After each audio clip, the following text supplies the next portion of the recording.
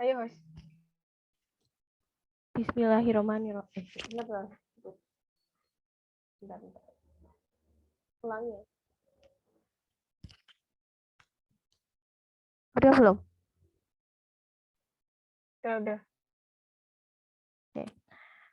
Bismillahirrahmanirrahim. Assalamualaikum warahmatullahi wabarakatuh. Selamat datang dan selamat pagi kami ucapkan kepada Bapak Idan Ramdhani MA selaku dosen pengampu mata kuliah Islam dan Sains dan kepada teman-teman yang sedang menyaksikan video presentasi kali ini. Kami panjatkan puja dan puji syukur kehadirat Allah Subhanahu wa taala yang telah memberikan nikmatnya kepada kita semua.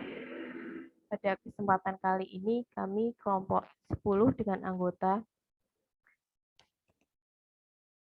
Nindi Dewi Istiqomah, Zanuba Lazimah Milah, dan saya sendiri Belajar Ulia Pespaweni akan mempresentasikan hasil diskusi kami mengenai integrasi agama dan sains dalam konteks materi yang pertama akan dijelaskan oleh Saudari Nindi. Waktu dan layar saya persilahkan. Menurut Al-Kalani, kajian-kajian pendidikan Islam, sebagian besar diantaranya masih bercorak deskriptif, normatif, dan aduktif, serta dalam bayang-bayang barat sentris. Keluaran dari sistem pendidikan Islam adalah sosok yang orisinal, tokoh-tokoh sangat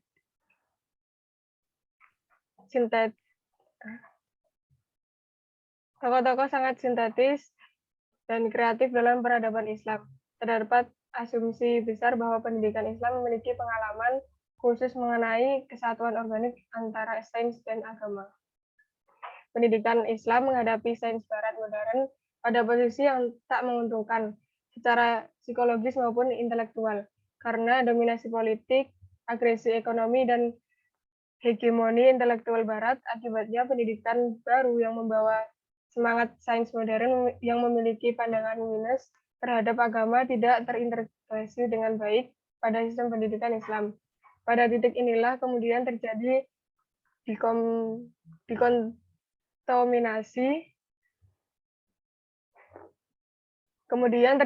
dikontomisasi antara bidang agama dan sains modern di dunia pendidikan Islam. Kaitannya dengan integrasi agama dan sains yang dibutuhkan pendidikan Islam saat ini adalah sistem pendidikan dengan sebutan interdisiplin sains dalam Islam. Selanjutnya, terima kasih kepada moderator. Selanjutnya. Baik, terima kasih. Materi selanjutnya akan dilanjutkan oleh saya sendiri. Lembaga pendidikan Islam tidak sekedar berkepentingan untuk menghasilkan sejenis ilmuwan, teknolog, atau insinyur yang berbicara agama secara kualitatif, tidak berbeda dari mereka yang dihasilkan oleh kebanyakan pendidikan umum. Tetapi, ia harus berkepentingan mendidik ilmuwan-ilmuwan, insinyur-insinyur, serta teknolog-teknolog yang terinternalisasi di dalam dirinya kebijakan dan pengetahuan, iman spiritual, dan pikiran rasional, kreativitas, dan wawasan moral berkembang sepenuhnya secara harmonis tanpa meruntuhkan kemungkinan bagi mereka untuk mencapai keunggulan dan kegemilangan dalam bidang dan spesialisasi masing-masing. Next. Menurut Amin Abdullah, pendidikan Islam harus memiliki kaitan erat dengan dimensi praktis sosial karena senantiasa memiliki dampak sosial dan dituntut untuk responsif terhadap realitas sosial sehingga tidak terbatas pada lingkup pemikiran teoritas konseptual. Pendidikan sekarang harus diarahkan pada kekuatan positif untuk membangun kultur budaya baru dan mengeliminasi patologi sosial. George Scott menegaskan bahwa pendidikan harus memiliki visi dan prospek untuk perubahan sosial secara radikal dan mengimplementasikan proyek tersebut. Next. Paradigma integratif akan mampu menjembatani kesenjangan yang tajam antara pendidikan umum dan pendidikan agama.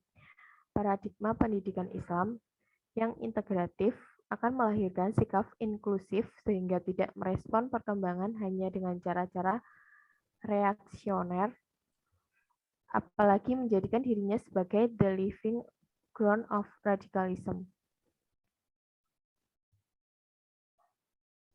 Sekian dari saya.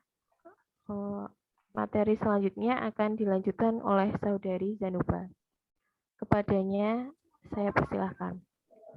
Baik, terima kasih kepada moderator atas waktu yang telah disampaikan. Sebelumnya saya minta maaf karena tidak bisa on cam dikarenakan jaringan yang tidak stabil.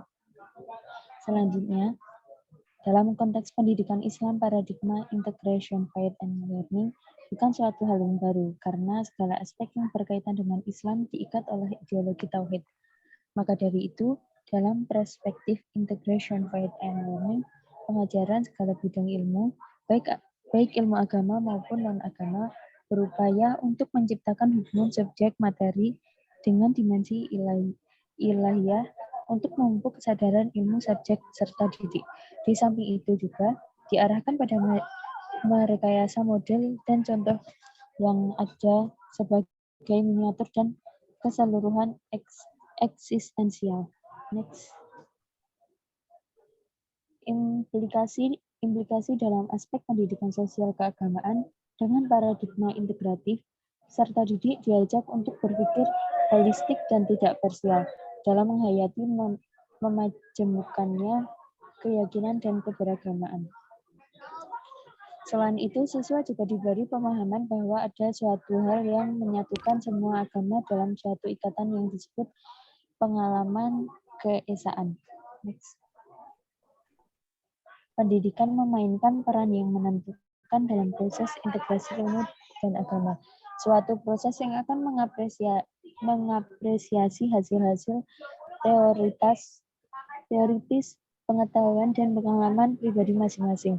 Dan dari sinilah tumbuh imajinasi kreatif untuk menghayati pola yang bersifat majemuk hingga tumbuh kesadaran kreatif untuk menghormati orang lain yang mempunyai keyakinan dan agama yang berbeda. Sekian saya kembalikan kepada moderator. Baik, terima kasih Saudari Zanuba telah memaparkan materinya. Demikian presentasi dari kami dan kami mempersilahkan kepada teman-teman yang ingin bertanya. Kami batasi 3 pertanyaan. Mohon maaf atas segala kekilafan kami.